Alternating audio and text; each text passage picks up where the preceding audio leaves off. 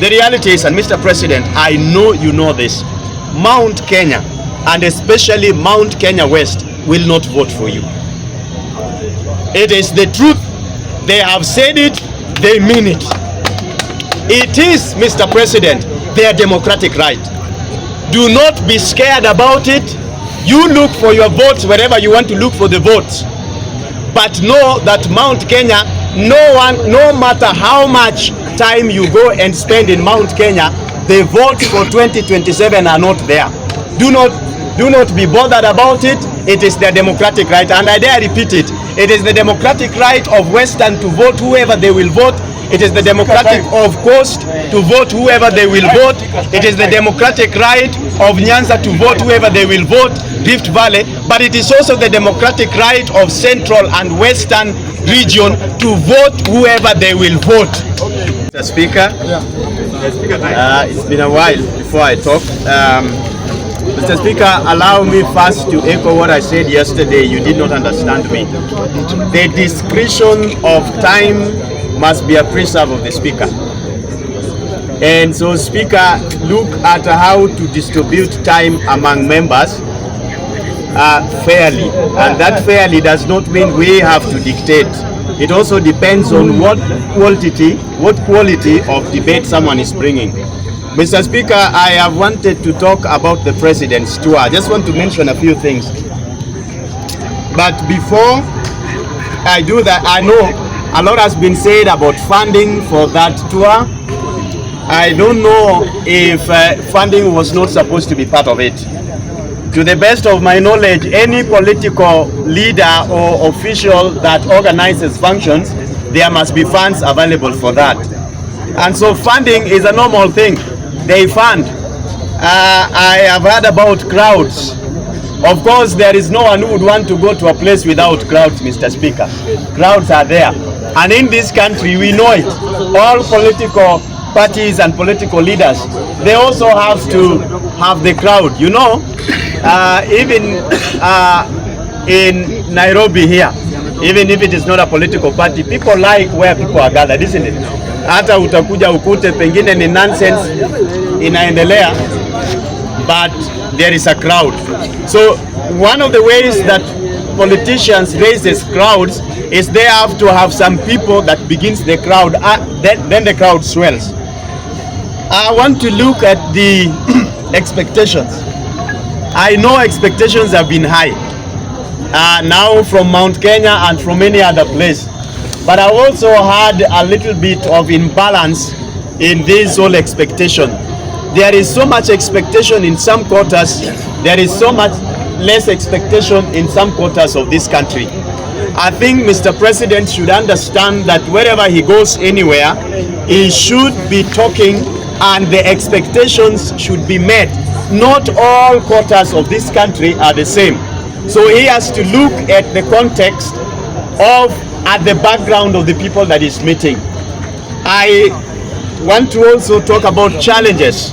I have noticed there is quite, the challenges in Mount Kenya are not necessarily the challenges that are in Coast.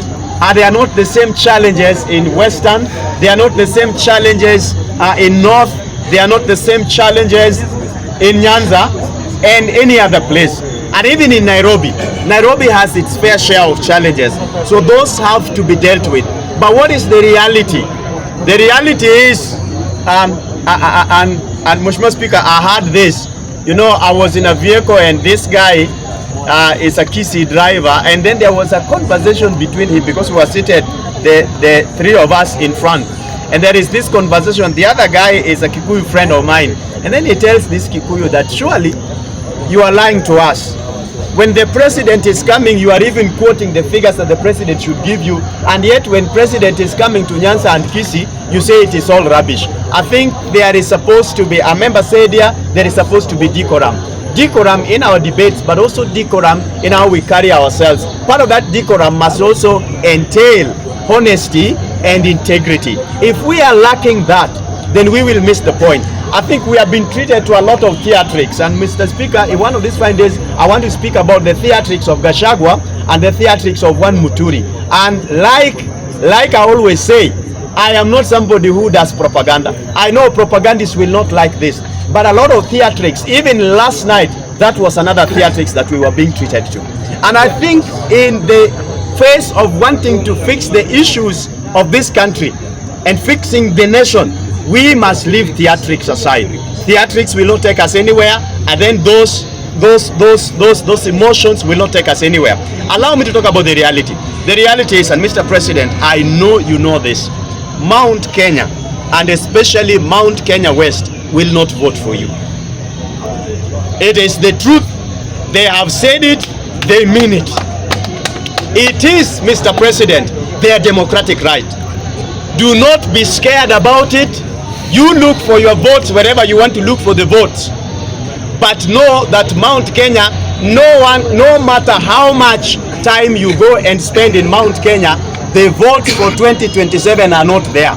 Do not be bothered about it. It is their democratic right, and I dare repeat it. It is the democratic right of Western to vote whoever they will vote. It is the democratic of Coast to vote whoever they will vote. It is the democratic right of Nyanza to vote whoever they will vote, Rift Valley. But it is also the democratic right of Central and Western region to vote whoever they will vote. In that case, I want to correct one thing, Mr. Speaker, as I come to the conclusion. A member here has talked about the PSS, and that the PSS that controls the cabinet comes from one tribe. I may agree, but I also want us to be honest and know who is that one tribe.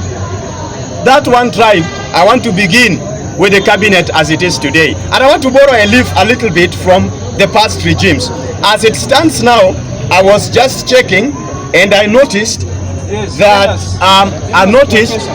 that from Rift Valley, where the president comes from, up to now, we have 2 cabinet ministers. And I will mention them by name. Mheshimiwa Murkomen and Mheshimiwa Chirchir in Rhodes. Those are the 2 that comes from Rift Valley. Yes. Relax your horses. I'm talking about the cabinet. Then let us move. Let us move to Mount Kenya, that has been saying that they are the ones who installed this government and they have not received a fair share. I checked and I noticed that including the secretary to the cabinet, there are 9. 9 of them. I have had issues in this country, and I don't take sides. When you tell me that the president is biased and tribalistic, I want us to check in Uhuru administration, how many did we have from Uhuru's background? You can do that math, you can see it. Yes.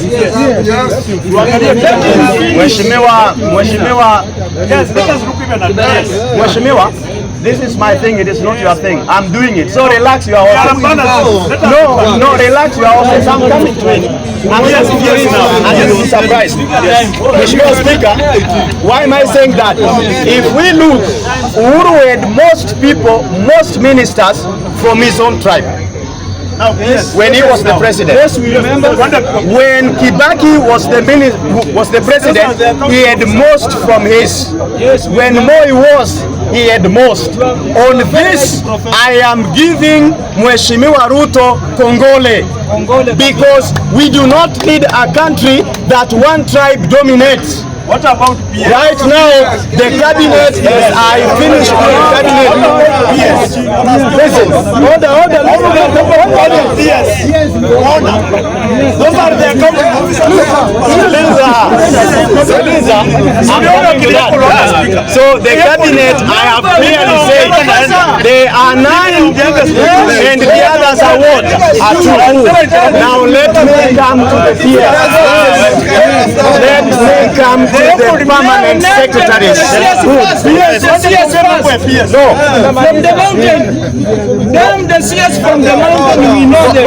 No, relax. But at least they are 9. Relax, Isa. Against other tribes in Kenya. Relax, Mheshimiwa Isa. Relax.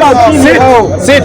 I will not mention them because of time. But I would read them because I have them here. And I will read them. Mheshimiwa Speaker, Let me go to the PS, and I want to tell you, I have done my math, and all of them are 51 in number, which I still feel is bloated. But listen to me. The list, and I will not read. You can go get it instead of doing cheap propaganda. Go get it. It is available everywhere. The Kalenjin community, have 12 PSS. 12, yes, exactly. Yes. One community. From Mount Kenya, they have 17. Now, communities have 17 and 12. when I listen to this, and they're still making noise. Mheshimiwa Speaker, and that is why I usually say, Professor, you are very right. Professor, you are very right to continue. I know that right now. I want to address members of the public.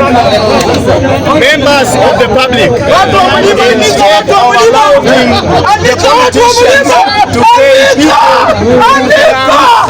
who comes and treats us very much, I would want to ask us as Kenyans to look at things from the lens of reality and do not be swayed by political theatrics that happens, because that is not the truth.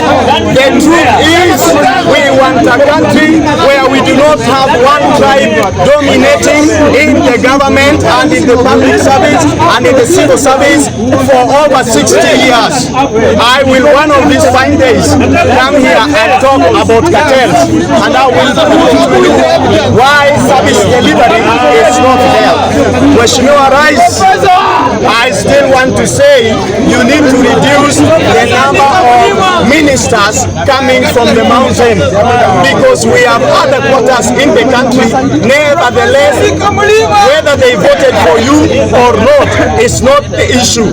You need to govern for everybody, and we do not need to see the number of cabinet secretaries coming from one region being 9 or being 10. Reduce them and take them elsewhere, distribute them equally in this country. Two, I also want to address you on the issue of permanent secretaries. Permanent secretaries, even to the extent of having 12 from the Kalenjin community, is not fair enough, but it is not right to have many of them coming also from another region. Mheshimiwa Rais, I'm here to protect the professor. Mheshimiwa Rais, no, let Professor talk. Mheshimiwa Rais, while you discharge your duty, Protect the professor. while you discharge your constitutional duty, you must also allow regional balance to take place. Where you have done well, we will say you have done well. But where you have done not well, we will also say you have not done well. So please improve. There is room for improvement. There will be a lot of noise, but ignore the noise. Mr. Speaker, where I come from, there is a saying that says that the croaking of the frogs in the croaking of the frog in the water place does not deter the cows from drinking. The cow will drink, raise its head, knock its feet, and the frog will have to disappear. I want to rest my case for this evening. Thank you, and God bless Kenya.